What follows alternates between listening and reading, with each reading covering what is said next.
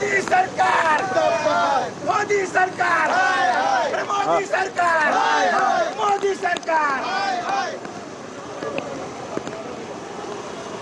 ठाण्यामध्ये वंचितच्या कार्यकर्त्यांची धरपकड करण्यात आली होती आणि अखेर आता पुन्हा एकदा हे सगळे वंचितचे कार्यकर्ते आहेत ते ठाण्यामध्ये बंदला प्रतिसाद देण्याचं आवाहन करत आहेत। वंचितकडून ठाण्यामध्ये बंदची हाक देण्यात आली होती आणि त्याच नंतर आता आपण बघतोय पोलिसांकडून देखील योग्य ती खबरदारी घेतली जाते। इंदिरानगर या भागातली ही दृश्य आहेत।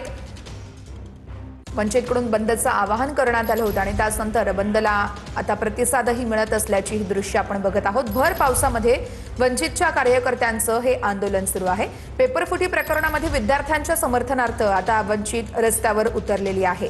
प्रकाश आंबेडकर यांनी देखील आपण बघितलं सकाळच्या सुमारासच संपूर्ण राज्यभरात बंदचं आवाहन केलं होतं आणि त्यानंतर आता राज्यभरातील अनेक ठिकाणी वंचितचे कार्यकर्ते आणि या सगळ्या कार्यकर्त्यांकडून बंदला प्रतिसाद देण्याचं आवाहन केलं जात आहे।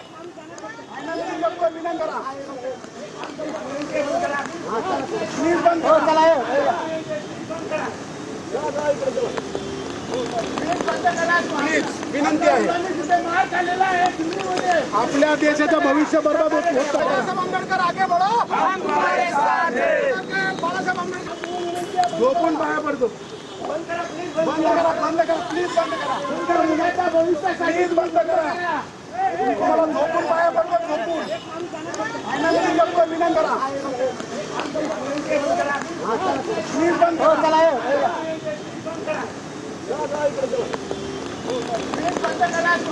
विनंती आहे, आपल्या देशाचं भविष्य बर्बाद होत